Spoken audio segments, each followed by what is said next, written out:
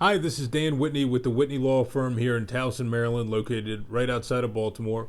If you're watching this video, it's probably because you're wondering about the issue of bed bug infestations in Baltimore City.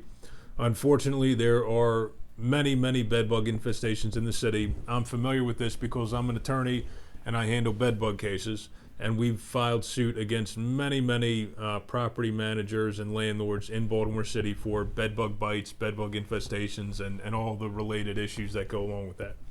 Now, the question of why are there so many bed bug cases in the city? First, I think a lot of it has to do with the fact that a lot of the infestations are in Section 8 and other low-income housing areas where most of the landlords are slumlords, and based on their actions, it appears they just simply don't care about their tenants, which would mean they also don't care when their tenants report a problem. It might be a mice infestation, it could be no heat, it could be there's a problem with the water, and a lot of times it's also there's a bed bug infestation.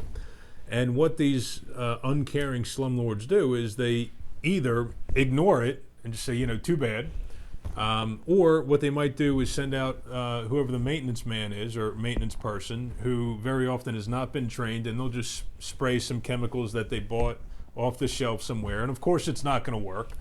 And the tenant is just left to sit in their misery, and it's a horrible experience for them and their family. Now, if there is any good news out of this, it's that tenants in apartments who are dealing with infestations, especially in Baltimore City, may very well be able to recover compensation, and significant compensation, for their nightmare experience living in an infested apartment in the city. I've handled many lawsuits against Baltimore City landlords involving bed bug infestation. We've had some large results for our clients. So if you've been dealing with an infestation in the city, certainly reach out.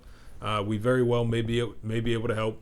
We just need proof of the infestation, meaning pictures of the bugs or videos, photos of any injuries that anybody has suffered, the bites or hyperpigmentation on the skin left after somebody's been bitten is strong evidence of what's happened. And between those two things, we can get the ball rolling and start to discuss what we may be able to do as far as bringing a case. So if this has happened to you, please feel free to reach out.